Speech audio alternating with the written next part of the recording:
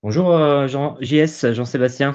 Bonjour Nicolas, bienvenue sur ce troisième épisode, épisode du podcast Size Up, qui est dédié aux métiers commerciaux et aux profils sales et marketing. Donc on va se retrouver aujourd'hui pour pouvoir parler d'un sujet tout particulier que tu as choisi, qui est le passé de salarié au freelance. Il y a c'est un sujet d'actualité, parce qu'aujourd'hui, il me semble que c'est le grand jour, le jour où tu te lances enfin dans le domaine du freelance. Donc on se retrouve ensemble pour une trentaine de minutes. On a différents sujets à pouvoir aborder ensemble aujourd'hui.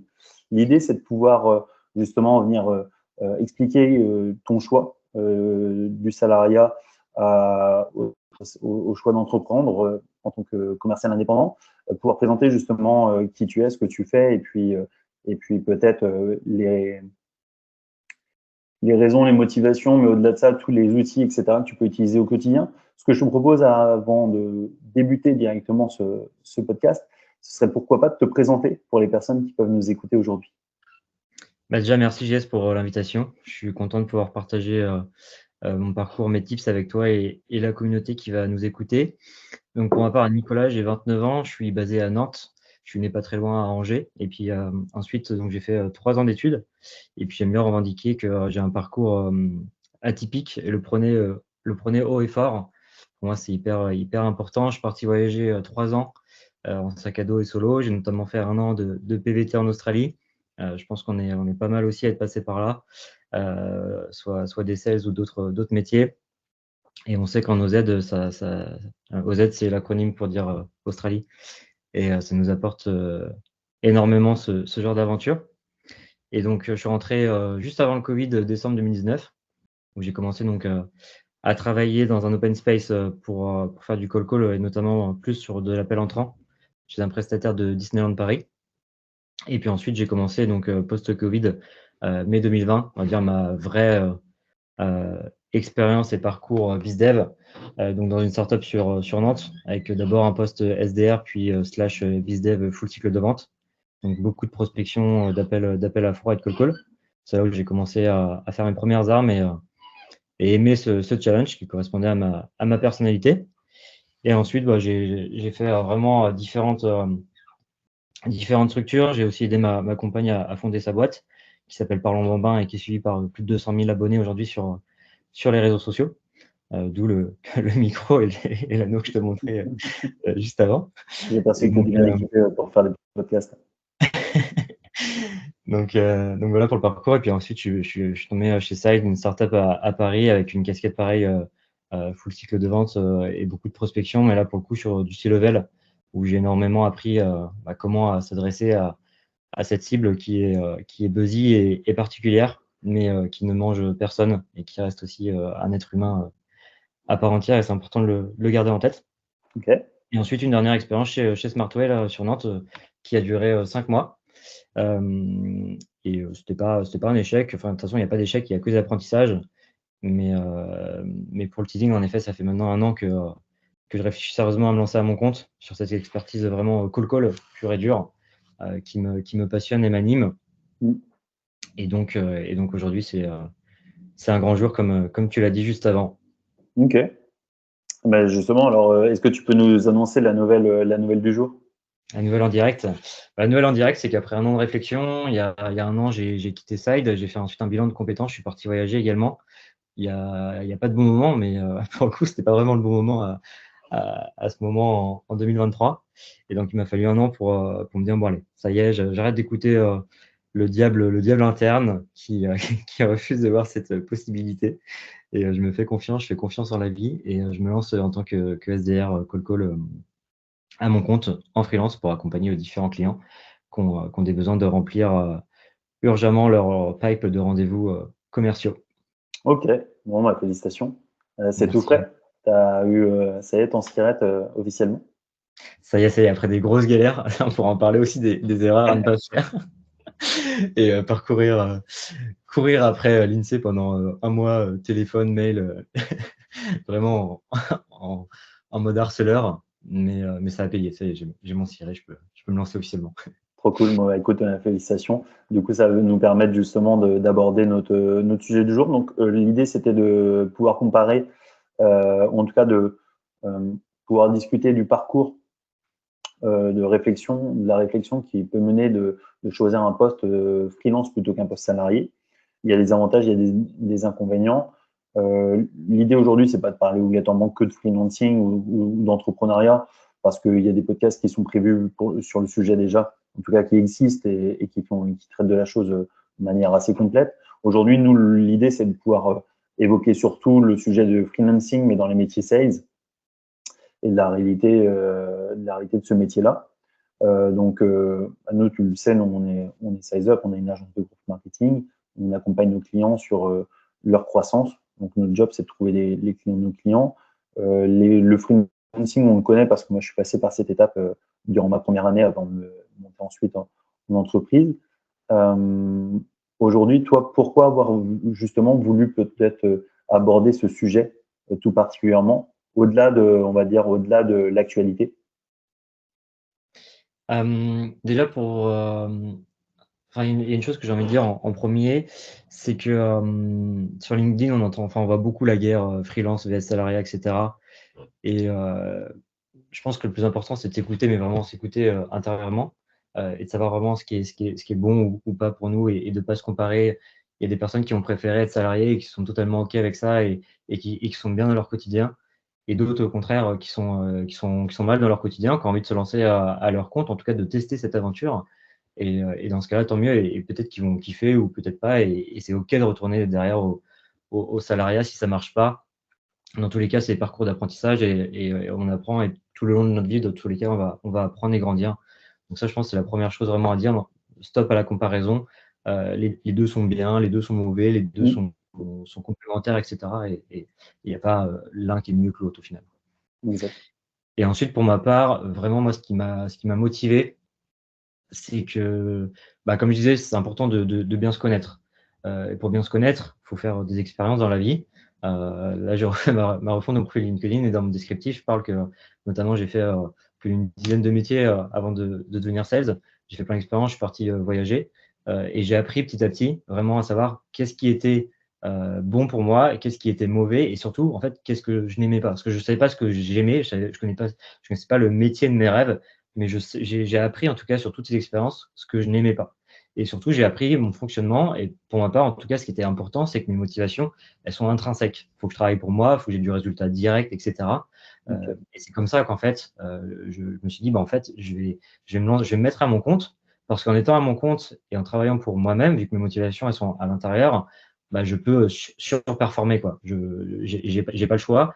Je suis en première ligne, je suis présent et j'ai des clients qui comptent sur moi. Et j'ai envie de leur redonner en tout cas la confiance qu'ils m'ont donnée et leur apporter des résultats. Ok, ok, très clair.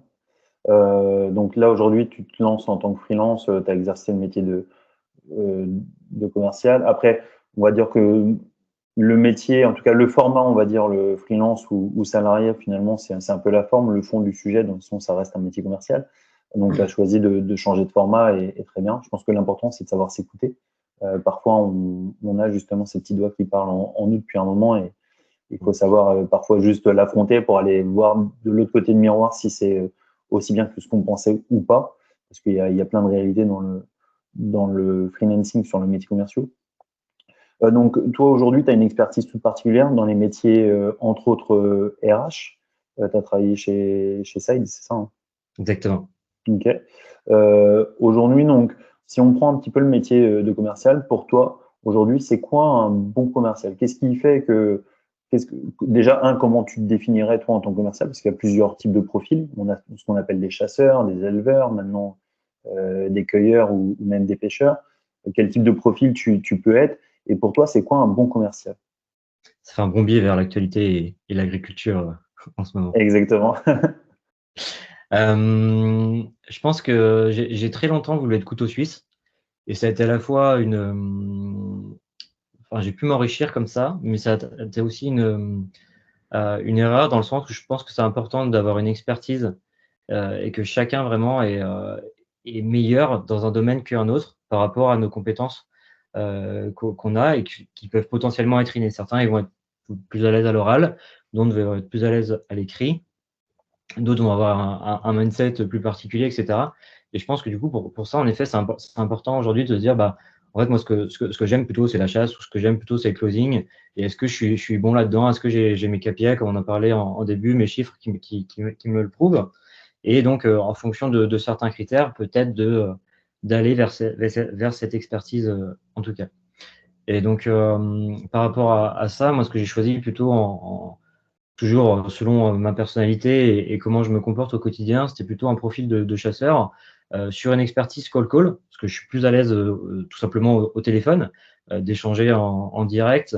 Il y a certes un peu plus d'adrénaline, de pression. Alors, c'est l'instant T, hein, comme on passe sur un plateau télé, par exemple, j'ai jamais fait, mais je veux dire, là, c'est pareil, on est en direct et il n'y a pas vraiment le droit à l'erreur, mais au moins c'est humain, tu vois. On peut retranscrire des émotions, on peut retranscrire des doutes, on peut retranscrire de la pression, et tout ça, on peut en parler au final avec son interlocuteur. Enfin, je veux dire, en face, on a un être humain et tout à fait apte de comprendre que, oui, potentiellement, on ressent des émotions, et la personne à qui on va téléphoner va également ressentir des émotions. Et je trouve que toutes ces choses-là, on les ressent pas forcément, en tout cas, à l'écrit, ou alors moi, je suis pas assez bon pour les retranscrire à l'écrit, que ce soit par mail ou LinkedIn. C'est vrai qu'il y a des experts qui se débrouillent très très bien sur mail et très très bien sur LinkedIn, et qui savent faire leur métier. Donc c'est pour ça vraiment aujourd'hui j'ai choisi de choisir une expertise, de m'y tenir, même si bien sûr la prospection multicanale est la plus puissante.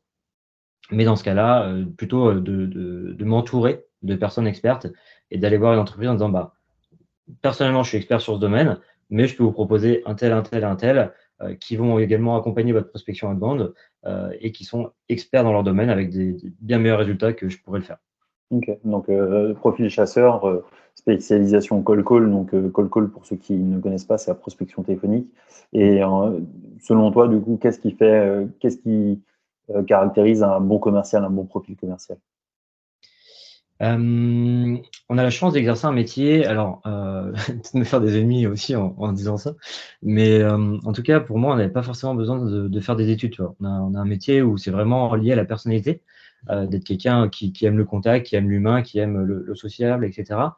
Alors bien sûr, il y a plein de méthodes à apprendre, il y a plein de choses. Je veux dire, aujourd'hui, tu as des super écoles, que j'appelle nouvelle génération, comme Iconoclast, Rocket School, et cetera, qui peuvent justement former des profils euh, plus ou moins juniors ou plus ou moins expérimentés, qui ont fait plein de métiers différents, et qui seront très vite sur le concret et formés.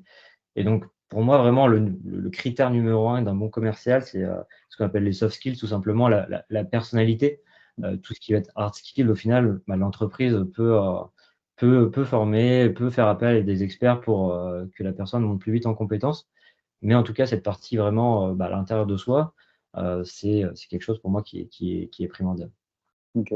Et si tu devais le caractériser, du coup, spécifiquement, quelles seraient les soft skills importantes pour être un bon commercial? Après, ça va dépendre en effet de où c'est que tu te situes dans le cycle de vente. Là, je vais peut-être plus parler, par rapport à mon expertise sur le cold call. Je dirais la première, ça va être, la résilience. En fait, il y a pas d'échec. Encore une fois, c'est que des apprentissages. Demain, si tu rates un cold call, tu es pas mort. On sauve pas des vies. On apporte des solutions et de la valeur, certes, à des prospects, Hmm. mais il y a personne qui est en danger. Donc ça, la première chose, c'est la résilience et savoir rebondir. Ok. Avec, ça va être bien sûr la persévérance, hein, ne pas arrêter. On dit qu'il faut 8, 7, 8, voire plus encore de relances. Donc surtout ne pas s'arrêter à la première fois s'il dit, si la personne ne répond pas, et s'il dit non, bah, de bien comprendre pourquoi, et dans ce cas-là, de l'écrire dans ton pipe, et de revenir vers lui peut-être dans 2, 3, 5 mois, voire plus. Et ensuite, je dirais, tout ce qui va être également, le fait d'être rigoureux, la méthodologie. On parlait des relances, donc d'être bien accompagné avec des outils. Enfin, on va revenir après, sur ce sujet, mais voilà, un bon CRM, potentiellement qui est lié au Slack, pour avoir un petit robot, tout tes rappels, le matin, tu sais ce que tu as à faire, et let's go. Ok. Et puis ensuite, je dirais aussi, toute la partie, pas forcément à même sur le métier, mais autres à côté, sur tes passions qui vont potentiellement être liées au cold call. On parle beaucoup de sport au cold call, de développement personnel avec le cold call, et cetera, ou potentiellement, tu vois, la routine également le matin, qui peut être important pour t'amener de l'énergie et démarrer la journée du bon pied. Donc, je sais que ça ne convient pas à tout le monde, mais en tout cas, tous ces petits éléments qui vont permettre au quotidien d'amener des petites actions feront demain que ça va devenir une grande action et tu vas te démarquer par rapport à d'autres sur ce domaine. Ok. Ouais, effectivement. Nous, ce qu'on aime bien, en tout cas, chez SizeUp, pour compléter justement cette réponse-là pour les personnes qui pourraient écouter, on part du principe qu'un bon commercial, c'est quelqu'un qui écoute 2 fois plus à minima qu'il ne parle. Il y a la fameuse phrase qui dit si on a 2 oreilles et une bouche, c'est pour écouter 2 fois plus qu'on ne parle. Donc, pour moi, un bon profil commercial, c'est un profil qui prend le temps d'écouter, qui écoute pour comprendre et non pas pour répondre. Et surtout qui va se placer en tant que conseiller, comme un expert, qui n'est pas là pour à la rigueur vendre le produit et à la rigueur même parfois le bon commercial, c'est celui qui sait refuser la vente plutôt que essayer de vendre à chaque fois une solution. Et ce que tu dis, c'est totalement vrai. La résilience, les soft skills, une manière de penser, une manière, un savoir-être, et puis une capacité à relever, à se retrousser les manches et relever des défis. C'est un peu ce que tu fais en te lançant sur freelancing. Et puis après, avec ces notions de routine ou autre, de savoir s'imposer justement une régularité, que ce soit dans les faits dès le matin au réveil ou simplement de manière un peu plus globale chaque jour dans son travail, le sport, etc. En tout cas, de savoir s'imposer et de savoir être le plus constant possible. Exactement, j'ai pas parlé d'écoute, mais c'est une évidence de de pas couper la parole, d'écouter réellement pour ensuite poser des questions ouvertes et s'intéresser à son prospect pour lui apporter clairement full valeur derrière. 100% aligné. Donc aujourd'hui, un bon commercial, qu'il soit salarié ou freelance, c'est des soft skills. C'est aussi potentiellement différentes techniques. Est-ce que toi, tu as des techniques particulières justement que tu souhaites mettre en application demain quand tu vas te lancer à ton compte? Ça peut être sur ta prospection pure ou pour la prospection de tes clients. Quels sont les bons hacks? Ce serait quoi tes hacks ou tes astuces euh, à offrir aux personnes qui nous écoutent? Premièrement, c'est d'avoir un listing ultra qualifié et ciblé avec des bonnes données. Personnellement, je sais faire des listings, je le fais pas de manière efficiente et efficace. Encore une fois, je pense qu'il y a des experts qui sont bien plus performants sur ce domaine. Donc personnellement, tu vois, encore une fois, on revient sur l'entourage, mais je me suis entouré de personnes, notamment Anas, je crois que tu connais de Lead Panda, Exactement. qui fait ça très bien. Donc là, pour un client, on a pu travailler ensemble, donc c'est hyper cool. Donc ça, ce sera la première partie. J'aime bien la déléguer pour que je puisse garder mon énergie et mon focus justement sur la partie call et chasse pure. Et ensuite, ça va être de construire, déjà faire un point de cadrage avec mon client, de bien comprendre ses besoins. Mais pour aller plus loin encore que ses besoins, j'estime qu'en fait, alors, un fondateur a créé une boîte parce qu'il a des vibrations en interne. Ça répond à une problématique qu'il a constatée. Et il l'a créé parce qu'il avait l'envie, tu vois, il avait l'ANEA qui se dit: «Mais ça, j'ai envie de le faire, quoi».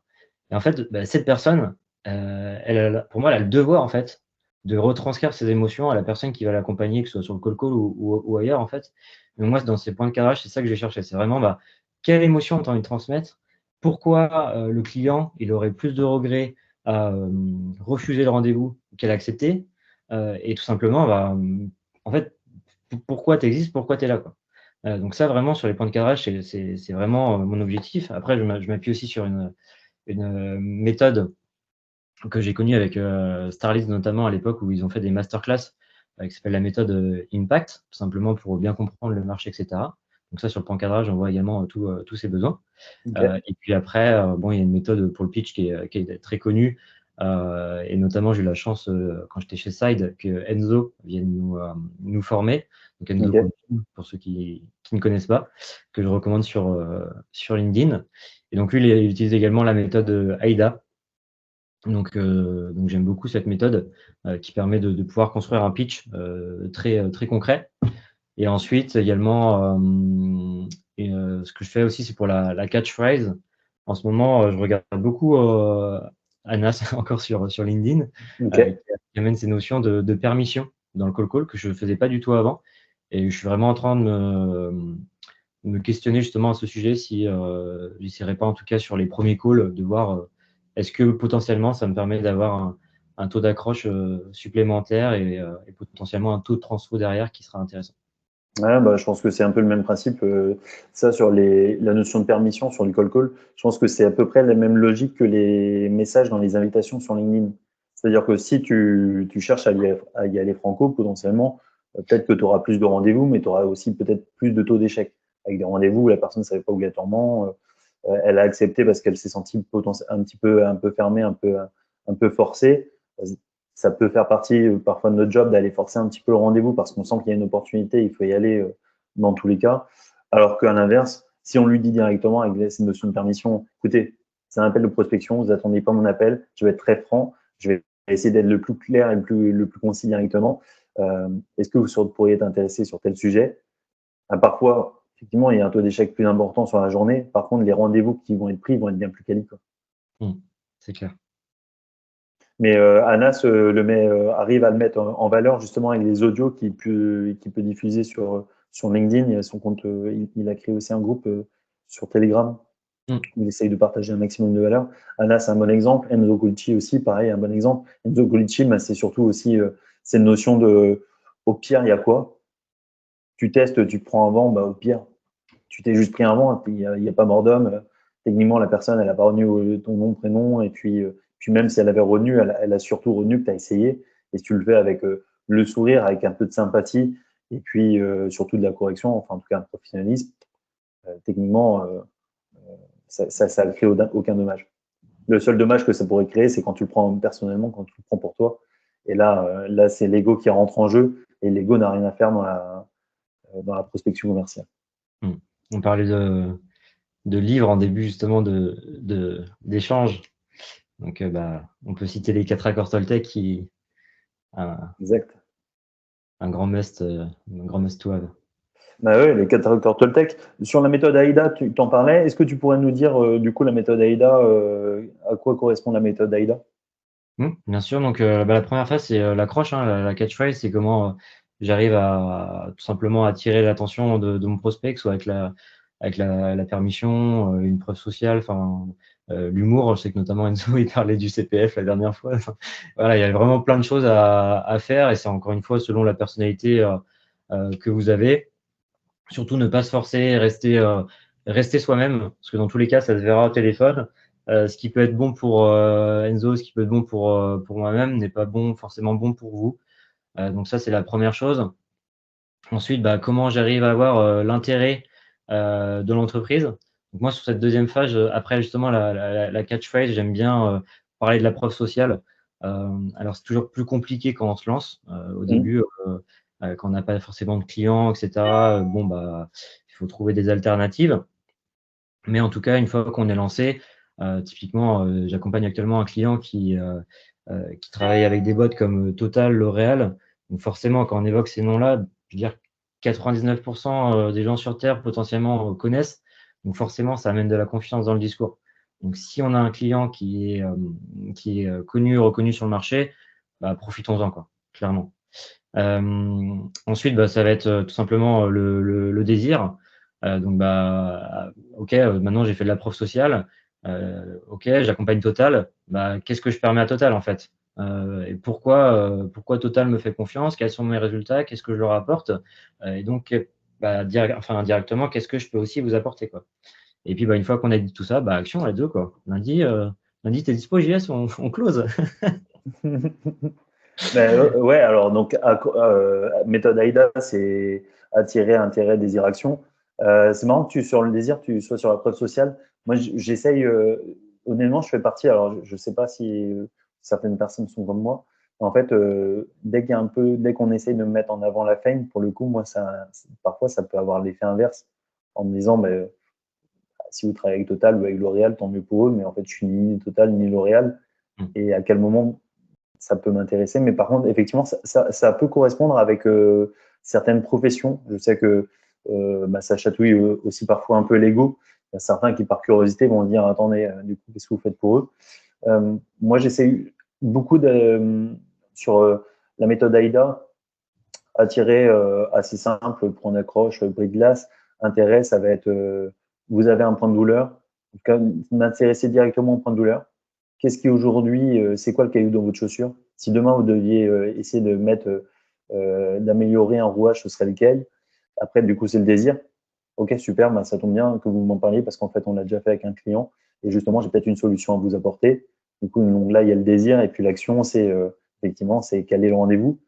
Et moi, ce que j'aime bien en petite technique qui fonctionne bien, c'est le système du ballon d'essai. Alors, je fais une sorte de micro-POC numérique à Stéphane Boulic, un ancien prof de BTS de l'époque, qui nous a expliqué cette méthode-là et qui me suit là depuis maintenant 17 ans. Mais la technique du ballon d'essai, c'est est-ce que vous seriez disponible lundi ou mardi, 14h, 17h, qu'est-ce qui vous arrange? En gros, tu n'es pas en train de lui poser la question de est-ce que vous êtes d'accord pour prendre un rendez-vous? Tu l'amènes déjà sur consulter son planning. Mm. Et donc, la technique du ballon d'essai, ça fonctionne pour tout. Plutôt que de dire est-ce que vous seriez disponible, c'est plutôt de lui proposer 2 jours de date. Et en fait, tu squeezes, tu hacks un peu son cerveau pour l'amener directement à bah, attendez, je regarde maintenant plutôt mardi et l'après-midi, ça m'arrange pas trop. Ok, maintenant, dans ce cas-là, le matin. Et pareil, si tu enchaînes sur le matin, tu dis ok, bon, dans ce cas-là, le matin, plutôt au début ou fin de matinée. Totalement aligné. Il y a aussi, ce qui est pas mal, c'est la baguette magique ou l'échelle. Mais bon, après, ça, c'est plutôt des techniques de closing. Et puis pour revenir sur la preuve sociale, en effet, j'ai pas précisé, mais le mieux, c'est d'avoir une preuve sociale sur le marché sur lequel tu attaques le prospect, ou alors parler de la concurrence. Là, en général, ça fait mouche. Ouais, c'est vrai. C'est vrai que ça peut faire manque, effectivement. Donc ça fait partie des méthodes. Aujourd'hui, donc, c'est des méthodes que tu vas certainement appliquer pour réaliser ton métier. Je regarde l'heure aussi pour qu'on puisse tenir le timing qu'on s'est fixé. Aujourd'hui, pour réaliser tout ce travail, donc ça va être principalement de la prospection commerciale. Tu vas faire de la prospection commerciale pour quelle typologie de clients? Est-ce que ça va être B2C, B2B? Alors, je suis vraiment spécialisé en B2B. Le B2C, c'est un créneau à part et encore une autre école. Donc, pour ma part, c'est vraiment B2B où j'ai fait toutes mes armes. Okay. Tu parlais de RH. En effet, j'ai une expertise sur le domaine SIRH, sur la santé également, et spécialisé toujours sur des cibles C-level, plutôt sur les décisionnaires. Et ensuite, après, bon, je suis quand même ouvert à tout type d'opportunités, mais c'est vraiment sur ces deux domaines, en tout cas, que j'ai déjà des bonnes connaissances solides. Ok, trop bien. Ça marche. Pourquoi pas de B2C? Simplement pour. Moi, on fait pas de B2C non plus, mais peut-être pour la même raison. C'est le B2C, c'est un autre domaine, hein. T'appelles pas un consommateur comme tu vas appeler un dirigeant B2B, ça c'est clair. Ensuite, bon, malheureusement, il y a quand même une très très sale image avec tous les téléopérateurs qui sont sur le marché, notamment sur la téléphonie, sur les énergies, etc. Ou encore le CPF qui revient à la Exact. charge. Donc non, franchement, enfin, j'ai beaucoup d'estime pour ceux qui le font parce que c'est très très dur. Mais Mm. personnellement, non, je laisse complètement cette phase. Ouais, nous, on fait pas de B2C à peu près pour les mêmes raisons. Je rajouterais que du coup, il y a aussi les RGPD. Mm. Obtenir de la data, normalement, pour appeler un particulier, vous êtes censé avoir une sorte de double opt-in. Donc, la personne est censée avoir donné ses coordonnées et vous avoir donné la permission de la contacter pour le sujet en question. Donc là, RGPD, c'est clairement touchy et c'est 4% du chiffre d'affaires en amende, il me semble. Donc, ça peut représenter assez rapidement des grosses sommes. Nous, en tout cas, on ne voit pas l'intérêt de jouer sur ce terrain-là. Et puis, l'autre réalité, c'est qu'il faut l'appeler quand le particulier, il faut l'appeler quand il est disponible. Et généralement, du coup, ça va être soit sur les heures de repas, soit en fin de journée. Et non pas qu'on ne veuille pas travailler à ces horaires-là, mais techniquement, l'équipe est aussi, elle, off sur ces horaires-là. Donc aujourd'hui, nous, ça ne correspond pas. Et puis, il y en a qui le font très bien. Mais OK. T'as le samedi Donc, et le dimanche aussi. pardon? T'as le samedi et le dimanche Il y a aussi. le samedi dimanche, mais du coup, maintenant, c'est vraiment de plus en plus réglementé. Maintenant, il y a une loi qui est passée justement là, en 2023 sur ces sujets-là pour le B2C. Donc, il faut quand même faire attention sur quel terrain vous avez envie de jouer, quoi. Non, à la À rigueur, minima, ça le sur la partie B2C, la partie sur laquelle il y a quand même un accompagnement à faire, c'est plutôt sur les marques qui font du social selling. Parce que je me permets d'en parler parce que j'ai beaucoup accompagné ma compagne sur cette partie-là, sur les réseaux. Et je sais plus, la dernière fois, j'ai entendu sur Instagram, en fait, on ne peut pas faire de prospection sur Instagram parce qu'Instagram, tu poses des vidéos ou des réels ou des carousels et tu attends qu'en fait, l'algorithme soit favorable pour toi. Et donc là, tu vas avoir un reach incroyable et donc tu vas avoir des prospects qui vont venir à toi et s'abonner. Non, en fait, c'est totalement faux. Aujourd'hui, on a la chance d'avoir, c'est pas vraiment une chance, mais en tout cas, on est dans un univers m'as-tu vu et donc les gens mettent des photos d'eux partout, encore plus sur Instagram et les réseaux. Et donc sur des photos, on peut trouver un élément qui va nous montrer que c'est notre cible ou en tout cas une moyenne d'âge ou quelque chose. Pareillement, tu peux construire un message AIDA. Donc là, on revient sur de l'écrit où on peut faire totalement une note vocale également, hein, c'est possible. Mais on peut faire de la prospection sur Instagram et ça marche très très bien si on le fait et ce qu'on apporte, notre contenu surtout nous montre la valeur qu'on apporte. Ouais, nous, on l'a fait prospection Instagram pour une marque de cosmétiques. On l'a fait en prenant la main directement sur le compte de la marque cosmétique et en contactant directement les concept stores, les boutiques spécialisées, etc.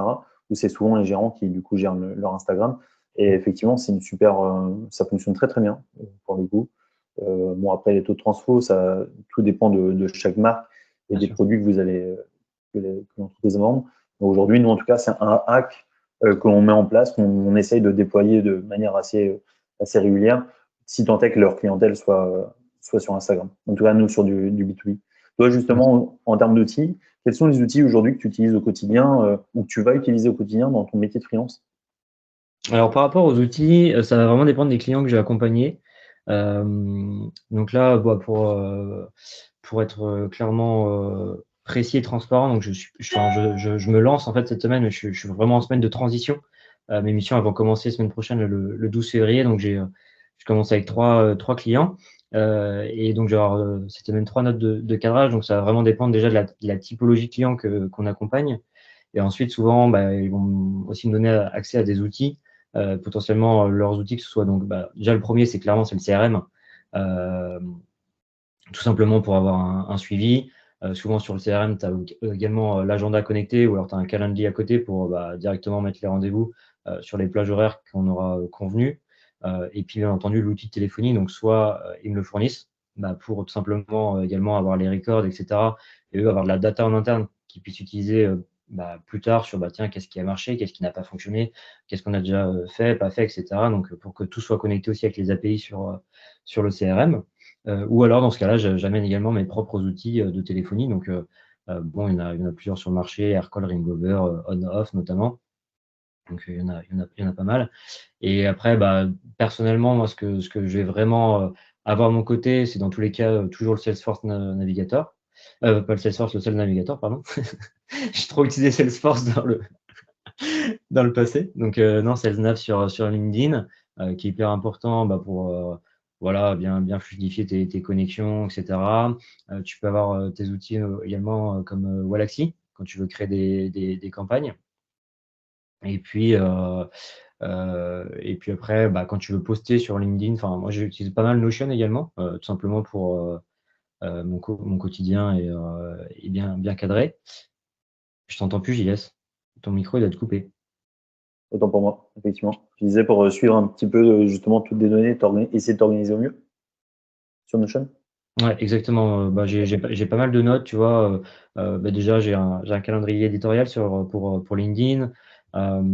J'ai toutes les formations, etc., que potentiellement j'ai remarqué que je dois suivre. J'ai tout mon contenu audio et vidéo que j'ai envie d'écouter.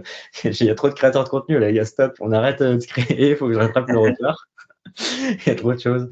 Non, il y a pas mal de choses. Et puis après, il va y avoir toute l'intelligence artificielle, forcément, ChatGPT Okay. qui peut pas mal accompagner que ce soit autant dans le perso que dans le pro d'ailleurs.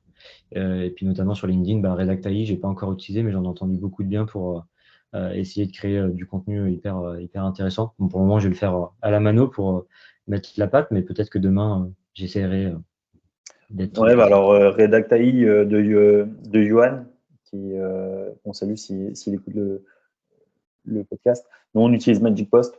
Pour le coup, on a testé les deux. On a vu en tout cas les deux solutions, Redact AI et Magic Post. Finalement, on a décidé d'aller sur Magic Post, nous personnellement, pour notion de UX, UI. Je suis assez sensible aux notions de UX, UI.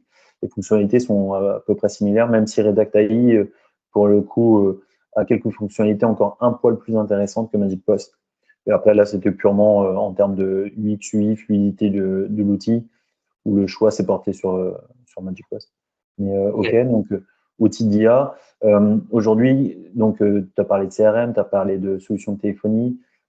Si on parle de CRM, quels sont les CRM que tu utilises et quels sont les KPI que tu suis au quotidien ou que tu vas suivre justement au quotidien sur ton futur métier? Yes. Alors pour le CRM, il y en a 3 sur le marché. Souvent, quand on se lance, on aime bien Pipedrive. C'est hyper simple, assez intuitif et un des moins chers sur le marché si on compte pas les options gratuites, que j'ai utilisées d'ailleurs dans ma première expérience startup nantaise dans la pharma. Ensuite, il y a HubSpot, clairement, qui est aussi une mastodonte. Et puis, quand on travaille dans les plus grosses boîtes, en général, après, c'est Salesforce qu'on retrouve pas mal. Et surtout, quand on est accompagné derrière sur un service BI, comme on peut voir chez Side, c'était ultra pertinent. Et ensuite, pour les KPI, alors pour le coup, je vais pas forcément être relié au CRM, sur ma partie en tout cas, mais plutôt tout simplement sur mon outil de téléphonie qui aujourd'hui recense beaucoup de data. Donc, on va retrouver tout simplement tout ce qui va être taux de numérotation, enfin tout simplement le fait Nombre d'appels. un appel, quoi. Le taux de décrochage, pour ensuite retrouver tout simplement le taux de transfo par rapport au nombre de rendez-vous et voir aussi en fonction du volume sur une session de call, pour tout simplement voir s'il y a besoin de corriger les tirs. Est-ce que si j'en fais plus, après, je perds de l'énergie, mais du coup, est-ce que faire du volume pour ce client-là, c'est bénéfique ou est-ce qu'il faut mieux faire moins de volume, garder de l'énergie, mais être vraiment à 300% et dans ce cas-là, j'ai plus de rendez-vous avec cette solution. Donc, enfin, voilà, ça va dépendre en fait, simplement du quotidien. Ok. Ce serait quoi d'ailleurs pour toi les métriques d'une bonne journée de prospection? Ce serait combien d'appels, combien de décrochés, combien de rendez-vous? C'est, Ouais. pour un peu peut-être démystifier aussi le métier. Ça va dépendre de beaucoup de critères, hein. C'est clairement, ça fluidifie énormément. Tout simplement, si personne ne décroche, tu peux arriver à 150 rendez-vous, mais c'est pas enfin 150 appels plutôt, parce que 150 rendez-vous, ce serait pas mal. Mais non, ça va dépendre du taux de décrochage. Et puis après, donc, ça va dépendre du marché. On est entre 1 sur 10 en général sur un call argumenté, 30% de conversion, donc on arrive vers les 1 sur 30 en termes de rendez-vous. Ok. On estime, voilà, 2-3 rendez-vous par jour, c'est déjà des bonnes perfs. Après, si on Ok. arrive à 5 et plus, on est incroyablement bon. Encore une fois, tout dépend de la cible, et cetera. Pour donner un Ok. peu des notions assez concrètes sur l'attente de mes clients, parce que je vends du moyen, hein, je C'est vends pas ça. des résultats, mais forcément, eux, ils donnent des fourchettes qu'ils aimeraient bien atteindre. Et toi, en fonction, tu mets des moyens, un nombre de sessions de call, un nombre de journées que tu attribues pour arriver à ce rendez-vous-là, enfin à ce chiffre-là. Et donc, ça varie entre 4 et 15 rendez-vous mensuels estimés sur les différents clients en termes de fourchette. Tu vois. Ok. Et sur une journée, toi, tu passes combien d'appels en moyenne? Sur une journée, ça va être entre 60 à 120 appels. C'est une énorme fourchette, tu vois, mais Ouais, c'est c'est comme du je t'ai dit, x2 là. ouais, c'est clair, c'est x2. Ça va dépendre du taux de décrochage. Parce que si tu veux, en 1 heure et demie, je peux te passer 40, 50 appels. Tu fais que ça, en fait. Mais si C'est personne ne ça. répond, par contre, si tu as 10 calls argumentés, tu vas peut-être en faire que 10 dans l'heure. Et Ouais. par contre, tu auras fait beaucoup plus que. Tu auras parlé également beaucoup plus. Donc, ça va demander une pause, etc. Mais en gros, pour expliquer une journée type, pour moi, ça va être, tu vois, je commence à 8h30, 9h, je fais 2 heures de call. Je prends une première pause d'une demi-heure où je vais potentiellement faire du LinkedIn ou autre chose, poster également sur mon quotidien. Après, je reprends pour une bonne séance de 1 heure et demie.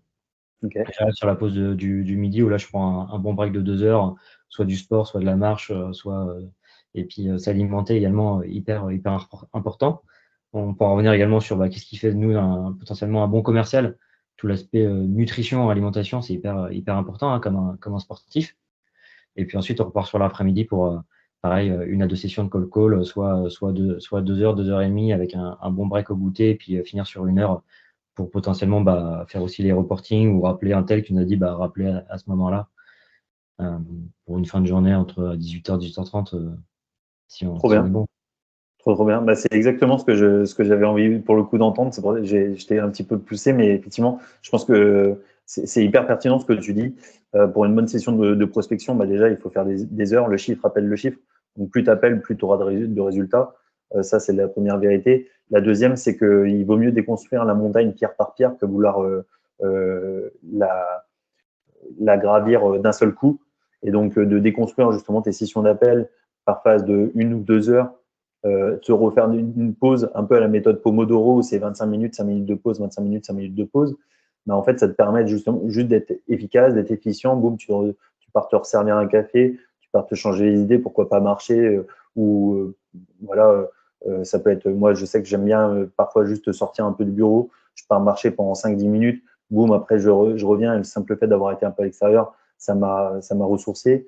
Ça peut être de passer du temps sur LinkedIn pour pouvoir essayer d'être le plus euh, efficient possible en regardant un peu les actus, etc., d'aller se nourrir un peu de manière macro pour ensuite revenir sur la prospection. Euh, la phase, une pause, la pause déj, de prendre le temps, voilà, parce que c'est finalement se prendre des bâches toute la journée, c'est quand même un peu éreintant. Pas physiquement, mais par contre, mentalement, ça peut parfois être, ça peut nous rendre un peu sensibles. Je l'ai déjà vu à plusieurs reprises. Et puis après, l'après-midi, de reprendre et puis d'avoir une intensité. Et ce que j'aime bien aussi dans ta réponse, c'est que tu vas jusqu'à 18h30. Moi, je sais que je vais même 18h30, voire 19h, 19h30 parfois. Et il y a certaines cibles qu'on arrive plus facilement à avoir en fin de journée, une fois qu'elles ont terminé leur première journée de management, surtout sur du C-level. Et une fois que le standard est fermé, bah, le dirigeant, le chef d'entreprise ou le cadre sup, on va avoir plus de facilité à le toper, à l'attraper hors des heures classiques de bureau. Mais Bien ok, très sûr. bien. La chance qu'on a en freelance sur nos métiers, c'est que nos clients, ils attendent le résultat et ils vont pas regarder si à 16 heures tu passes des calls ou si c'est à 19 heures. Donc après, tu fais aussi ta journée en fonction de ton client et, Ouais. euh, et voilà. Alors, nous là-dessus, c'est sûr qu'on nous, on s'engage pas sur un objectif on s'engage sur un objectif de résultat, mais en fait, c'est un objectif simplement. On Oui, s'engage pas sur une réalité de résultat. On s'engage par contre sur un objectif de moyens surtout. oui, bien sûr. Le résultat dépend des moyens mis en place. Et nous, parfois, ça peut arriver par contre que sur certaines missions, on n'ait pas de résultat. Ah oui, Euh, de toute façon, s'il y a quelque chose à dire à la fin, c'est vous allez vous prendre des bâches, ça c'est sûr et certain. Vous allez avoir des jours où vous allez faire une bulle, c'est sûr et certain. Ça arrive à tout le monde, ça arrive aux meilleurs. Et si vous regardez notamment le Call Club, ils ont déjà eu des bulles. Donc voilà, ça fait partie du métier et c'est pas grave. Il y a des journées, vous savez pas pourquoi, vous allez prendre 5, 10 rendez-vous. Il va faire beau dehors, soleil, tu vas sortir, tu auras un gros smile, tu auras une pêche monstrueuse. Ça fait partie du game. Et le principal, c'est de lisser sur le mois et d'avoir le résultat enfin, tu vois, de faire le compte. Enfin, pas parler de résultat, mais de faire le compte vraiment au bout de la semaine, au bout du mois, sur un jour. Enfin, Oui, ouais, ça c'est certain. Et le point en tout cas sur lequel je voulais revenir, c'est juste le produit market fit. En fait, nous aujourd'hui, on essaie de faire par contre très attention. Il y a certains clients en fait qui nous disent prospecte pour moi et prends-moi des rendez-vous. Et en fait, une fois qu'on commence à prospecter pour lui et essayer de lui prendre des rendez-vous, on se rend compte qu'en fait sa solution répond à aucun besoin. Et généralement, ça peut être un peu, ça pourrait être considéré comme un aveu d'échec. Pour moi, c'est pas un échec, c'est en fait c'est un enseignement. On est aussi là pour ça, pour tester le marché parfois. Et parfois, on a beau faire énormément d'appels, il peut parfois s'avérer qu'on ne prend pas de rendez-vous. Nous, en moyenne, on est à 2 à 3 rendez-vous par jour en moyenne. Parfois, les meilleurs jours, je crois que j'ai dû être jusqu'à 16 rendez-vous. Donc, il y a des fois, on arrache tout. Et des fois, on peine, où on est avec notre marteau et notre, je vais éviter l'expression un peu vulgaire, mais par contre, on est en train, on essaie de donner le maximum, et pour autant, ça ne matche pas, mais ça fait partie du job. C'est comme tu dis, ça fait partie du job. Il y a des journées où c'est top, et des journées où c'est un peu plus compliqué. c'est comme tous les métiers, forcément du bon et du mauvais. Carrément. Est-ce qu'il y a des jours où c'est le plus idéal pour prospecter pour toi? Non, c'est pareil, on entend tout et n'importe quoi sur lundi, c'est les réunions, vendredi, ils sont plus là, mercredi, c'est la famille. Non, c'est tout. Enfin, d'ailleurs, c'est Maxime Paré qui en parle aussi pas mal. C'est tous les jours, toutes les heures. Enfin, il y a pas de secret. C'est la régularité qui compte. C'est clair. Il faut juste dire les opportunités à chaque fois qu'elles se présentent. Et pour le coup, si Exactement. en fait votre cible, si par exemple le mercredi c'est la journée des enfants et qu'effectivement vous essayez de toper les personnes qui sont pas là, qui sont en 80% ou 90%, qui sont pas là le mercredi, effectivement, ce sera compliqué. Mais en fait, peut-être que sur vos différents segments, vous avez une autre cible qui est dispo le mercredi, et puis il faut dans ce cas-là l'attaquer le mercredi. Il faut s'adapter en fonction des jours. Ok, trop cool. Apprendre Euh, bien. Enfin, ouais, c'est ça, se faire du test and learn. Peut-être qu'en effet, les entreprises, pour elles, ça va être mieux le mardi, mais on peut pas faire une généralité. Le mardi, c'est mieux parce que ça dépend tellement de ton ICP, à qui tu t'adresses, etc. Donc, faire des séances de prospection sur différents jours, différentes heures, les faire sur différentes semaines, voire mhm. mois, pour voir s'il y a vraiment une métrique qui ressort. Et dans ce cas-là, oui, il y a de la data derrière et dire, bon, bah, en effet, cette journée-là, à cette heure-là, clairement, là, bah, il y a les chiffres, ça marche mieux. Mais sinon, non, faut tester et faut appeler. Ok, trop cool. Petite question, donc on arrive là sur la fin de notre entretien. J'ai 3-4 questions encore à te poser. Une question qui me tient à cœur, c'est la notion de mindset. Aujourd'hui, pour toi, c'est quoi le bon mindset? Est-ce qu'il y a peut-être une routine à nous partager? Ce serait quoi pour toi, justement, la bonne manière de penser ou la bonne manière de faire pour pouvoir être efficace en prospection commerciale? Alors, je vais commencer avec un peu d'humour pour répondre à tes questions. Faut avoir un signe astrologique, Bélier, d'où Béliose. C'est mon signe, la contraction de mon signe astro et de mon expérience en Australie. Voilà, qui représente la persévérance, la résilience et le fait d'être têtu, parce que je pense que c'est aussi une qualité dans certaines fois, en tout cas pas tout le temps, je l'accorde. Parfois on va aller trop vite, mais ça reste une qualité. Et donc en termes de mindset, j'ai la chance de beaucoup aimer le développement personnel, de chercher l'amélioration continue. Alors, c'est important de se remettre en cause, enfin, et de se remettre en question, pardon, mais peut-être pas, tout le temps, ou en tout cas à certains moments. Je veux dire, c'est pas parce que, tu as pris une bâche que tu dois absolument te remettre en cause en disant: «Ah non, mince, faut que je refasse tout mon pitch» et cetera. Non, heu, fais une bonne journée, fais plein de tests, fais sans appel et cetera. Et à ce moment-là, oui, bah, si tu vois qu'il y a rien ou que c'est toujours la même objection, il y a toujours le même truc qui revient, là, oui, tu te remets en question. Donc, là, c'est hyper important. Et par rapport au mindset, bah, comme je disais, en fait, c'est de vouloir s'améliorer, s'intéresser, faire des lectures, prendre le réflexe de faire des cafés visio, rencontrer du monde, et puis si tu es au bon moment, au bon endroit, tu le sentiras. Tu le sentiras parce que enfin, au début, ça va être assez fluide. Tu sais pas pourquoi, en fait, tu vas proposer un café visio à telle personne. Bah, tu sais potentiellement qu'il y a des atomes, en commun, des atomes crochus, mais en fait, tu vas te dire: «Ah bah tiens, c'est marrant, je connais un tel qui fait ça, parle-lui» et cetera. Donc, être ouvert d'esprit, ça m'a vraiment beaucoup appris dans le voyage, être ouvert d'esprit. Et et j'en parle justement dans mon post du jour, mais stop les croyances limitantes, quoi. Enfin, on en a tous, hein, j'en aurai toujours, en me disant: «Bah non, mais en fait, je peux pas faire ça, je suis qui? Je suis pas crédible» et cetera. Mais faut y aller, quoi. Go action.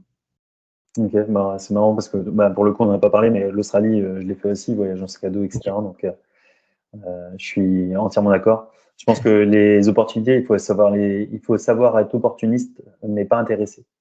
Mmh. Et en fait, il faut savoir saisir toutes les opportunités qui se présentent dans un sens au-delà même de la notion de bienveillance. Il faut juste savoir justement sortir de sa zone de confort et quand tu as une opportunité, il faut savoir la saisir. Il ne faut pas par contre être intéressé parce que si tu es intéressé, ça se ressent et du coup, ça viendra, tu prendras un coup de bâton ou un revers. Mais par contre, il faut savoir être opportuniste, ça fait partie du métier commercial. Et puis même, je pense même qu'au-delà du métier commercial, ça vaut pour tous les métiers, que tu sois dev, que tu sois enseignant, peu importe. Sois opportuniste pour essayer d'être dans le meilleur des moods possibles et d'aller, le positif attire le positif et donc d'essayer de nourrir ce truc-là.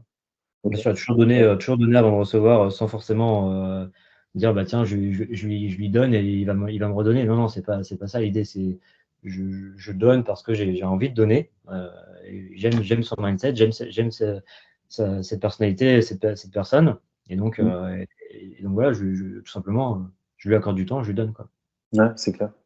Ok. Toi, du coup, ta routine, ce serait quoi dans un monde idéal? Hem, Très bonne question ça, même en cold call ou au closing, dans un monde idéal. Non, bah, j'ai un livre en fait qui m'a vraiment scotché quand je suis rentré de voyage, qui était le Miracle Morning. Alors, c'est sur les savers. Et alors si vous n'avez pas lu le livre, je vais pas tout dévoiler ici, mais c'est quand même assez strict, et une ligne éditrice vraiment droite. Donc l'idée, c'est pas forcément de tout faire, mais de sortir, voilà, pour mettre une habitude, il faut 21 jours, ça va mettre du temps, etc. Donc de ne pas lâcher, avoir de la discipline. Là, on revient sur le mindset notamment, la discipline, c'est hyper important. Et donc du coup, moi, ce que j'aime bien faire le matin, c'est clairement prendre, en fait, j'essaie de me réveiller 1 heure avant mon réveil. Alors il y a des jours où je vais être fatigué, donc forcément le réveil il va être repoussé un peu, et je suis humain comme tout le monde. Faut pas dire le contraire. Mais l'idée, c'est en tout cas d'apporter un maximum d'énergie le matin avant de commencer ta journée. Tu vois. Si tu te réveilles, tu scrolles un peu ton téléphone, hop, tu prends ton café, ben, c'est l'heure de bosser. Ouais. Enfin, t'es dans le pâté, tu vois. Alors que si tu te réveilles un peu avant, moi, j'essaie tu vois, je fais 5 minutes de respiration, méditation, un peu de yoga, des étirements, parce que j'ai pas le temps de la journée, vu que je fais beaucoup de sport, bah, forcément, ça me fait du bien. Un peu d'abdos, un bon petit déj, etc., bien protéiné. Potentiellement le petit jet d'eau froide si j'ai le temps. Ok. Et puis let's go. Bon, je vais pas tout dire parce qu'il y a des trucs, je paraîtrai un peu. Mais tu vois, j'aime bien faire des trucs énergisants, le gorille et tout, des trucs comme ça. Enfin, Ok, bah, je crois que c'est Anas qui faisait, alors je sais pas s'il le fait toujours, mais il faisait beaucoup de visualisation. D'ailleurs, ça se voit dans certaines de ses vidéos. On avait parlé de faire de la visualisation, justement. Ok, c'est un peu comme, je sais pas si vous avez déjà aperçu cette phase-là, mais souvent dans le ski de boss, tu vois les gars dans le ski de boss, les skieurs, avant même d'avoir commencé le truc, tu les vois bouger, poum, poum, poum, ils sont en train de se prendre des bosses, et c'est hyper marrant parce que tu les vois du coup en train de se mouvoir avec leur corps. En fait, ils sont déjà en train de visualiser, OK, boss 1, boss 2, boss 3, tac, tac, tac, tac, tac. Et donc, le pouvoir de la visualisation, ça prend de plus en plus de place, même dans les métiers commerciaux.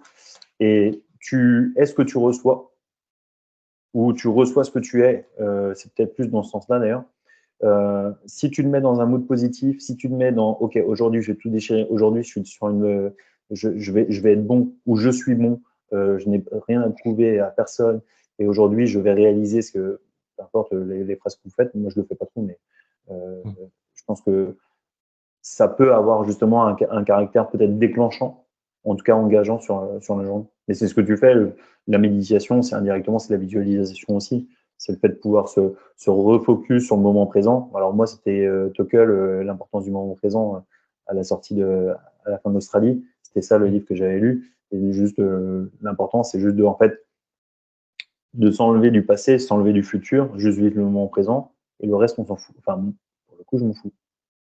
Ouais, c'est ça, t'as tout dit. Et la visualisation, enfin, il en parle justement dans Miracle Morning.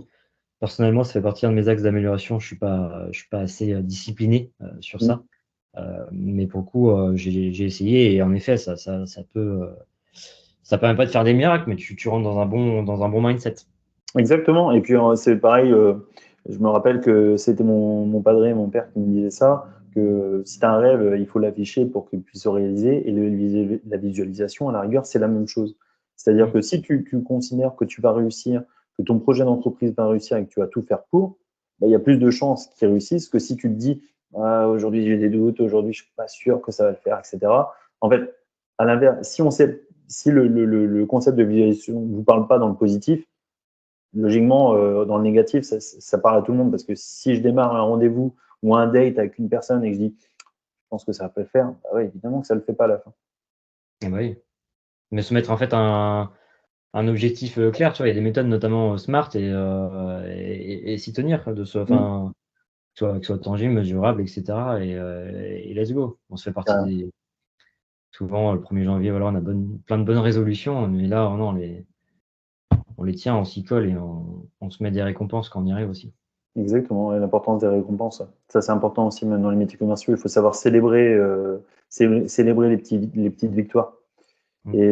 Et en fait, ça permet de créer des rituels, et ça permet encore une fois de se renforcer personnellement.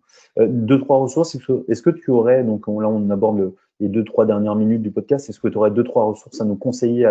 Ça peut être des lectures, ça peut être des audios, ça peut être des personnes à suivre, peu importe. Bah pour les audios, si on reste vraiment sur l'aspect call, il y a le Callcast d'Augustin Tonnel qui est également sur LinkedIn et qui partage vraiment full valeur sur le call. Donc, bah, je vous incite, enfin, si en tout cas c'est un sujet qui vous intéresse, je vous incite à le suivre. Personnellement, j'ai écouté son podcast et c'était vraiment une tuerie.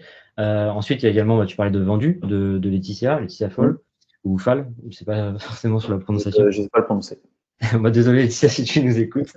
Et également, elle a créé aussi Mastermind à côté qui est hyper intéressant sur, bon, bah, là on quitte un peu l'univers call, mais sur le mindset et l'entreprise au global. Exact. Donc ça, c'est plutôt pour les audios. Sur le côté développement personnel aussi, j'aime bien sur le podcast tout ce qui va être Maud Ankoua, qui Ok. a écrit 3 livres, 3 best-sellers et un des livres en tout cas que je recommande fortement qui est Kilomètre zéro. Voilà, j'en dis pas plus, mais franchement, Il est souvent cité dans plusieurs podcasts ou autres. énorme pépite. Et puis dernièrement, sur un livre qui m'a beaucoup accompagné, sur notamment la décision du changement, un gars que j'aime beaucoup suivre qui s'appelle Anthony Nevo, et qui a créé notamment, enfin qui a écrit, pardon, Il suffit d'une décision pour changer de vie. Ok. Il avait écrit un premier best-seller qui s'appelait Il suffit d'une habitude, je crois, pour changer de vie, ou il suffit d'une rencontre pour changer de vie. C'est son premier livre. Et donc, vraiment hyper intéressant. Et on revient sur les moments présents, célébrer les petites victoires, et puis encore le mindset. Ok, très bien. Bah, je vais prendre le temps parce que celui-ci, je le connais pas, donc je vais prendre le temps de le lire. Il est vraiment top. Et après, une vidéo que j'aime beaucoup qui est sur YouTube de Prince EA. EA, ça s'écrit EA. Ok. Qui parle notamment enfin, alors c'est un raccourci que je prends, mais en gros, le changement, c'est maintenant. Et on revient au moment présent et que tout peut basculer. Donc surtout, ne tardez pas, quoi, en fait, pour réaliser la vie de vos rêves. Ah, t'as coupé ton micro, J'ai Jess. coupé le micro juste. Trop bien. Est-ce que tu aurais une personne à me recommander d'inviter pour la prochaine session d'interview? Bah, si on veut continuer sur le cold call, ça peut être Augustin, Enzo aussi sur tout l'aspect coaching, formation, sales au global, des personnes très accessibles. Il y a Stéphanie également sur Montpellier qui s'est lancée Hmm. à son compte. Il y a également Pierre aussi Ardelier dans le sud. Ok. Voilà, il y en a vraiment beaucoup. Je pourrais te fournir une liste énorme. Donc non, il y a beaucoup de personnes sur des différents sujets qui ont beaucoup de valeur, je pense, à apporter, en tout cas qui m'ont aussi apporté beaucoup. Et pour finir sur un dernier conseil, c'est si vous avez une idée, bah, n'hésitez pas à en parler, n'hésitez pas à aller voir des personnes que potentiellement, bah, soit qui le font déjà, pour tout simplement échanger avec eux. Pas forcément en leur disant bah, peut-être le projet, parce que je sais qu'il y a des domaines où c'est un marché qui est très fermé. Et donc parfois, les personnes qui sont un peu moins ouvertes à donner des tips, etc., parce que par peur de se faire copier, enfin, pour moi, c'est une erreur, mais c'est un autre sujet. Et Hmm. donc, tout simplement, ne pas hésiter à aller voir les personnes, à demander des conseils, en parler. Et puis surtout, bah, en fait, c'est des personnes qui sont lancées avant vous. Donc, bah, potentiellement, si vous pouvez éviter un nombre d'erreurs incroyable, ça vous fera gagner du temps max Ouais, pour la suite. carrément. Mais de toute façon, tu as raison là-dessus. Parler de vos projets, c'est pas grave. Les personnes, au pire des cas, vont vous prendre pour des fous. Il y a très peu de personnes qui risquent de vous piquer l'idée. Ce qui fait la différence entre une bonne idée et un bon projet, c'est l'exécution. Donc, quelle que soit votre idée, en fait, l'exécution, il n'y a que vous qui pouvez la faire de la manière dont vous la pensez. Même les personnes qui copieront jamais votre projet à 100%. Donc, ça ne change pas grand-chose. Ok. Bon, on aborde la dernière minute. Si on veut te retrouver, donc, où est-ce qu'on peut te retrouver et te suivre? Ton projet s'appelle Béliose. Tu te lances en tant que freelance call call. Oui. Voilà, c'est ta dernière minute, la minute pour promo. Où je dois pitcher, C'est comme ça. Anthony Bourbon. Non, on peut me retrouver sur LinkedIn. Là, j'ai commencé à poster, j'essaie de me tenir 3 fois par semaine sur le call, développement personnel et sport au global. Ça, c'est vraiment mon trio de choc sur lequel j'adore justement pouvoir parler et échanger, donner des tips. Je vais également mettre à disposition un calendrier sur LinkedIn pour tout l'aspect café visio. Donc, n'hésitez pas à prendre un rendez-vous pour échanger. Et puis aussi un calendrier un peu plus pro, on va dire, si vous cherchez un SDR en freelance, expert call pour développer et avoir plus de rendez-vous dans le pipe. Donc, je serais ravi en tout cas de pouvoir échanger avec vous sur le projet et voir s'il y a quelque chose à faire ensemble. Ok, génial. Eh ben, écoute, merci beaucoup. Merci pour ta présence. Merci pour ces 3 quarts d'heure qu'on a pu passer ensemble. Je pense même qu'on est quasiment à 1 heure. Là, j'ai même pas regardé trop la montre, mais merci encore une fois. On l'a entendu, du coup, l'importance d'être bien organisé, d'être bien outillé aussi, l'importance du mindset, et puis surtout, en fait, juste l'importance de savoir sauter le pas, de savoir se lancer et de passer à l'action. Toujours le premier pas le plus dur, mais alors après c'est toujours, enfin, c'est en fait, si on peut finir sur une phrase, c'est je pense c'est le parcours en soi qui est hyper, intéressant et souvent on entend ça en fait, si tu vas pas aimer le parcours, bah, peut-être le fais pas parce que ça va être, ça va pas être facile.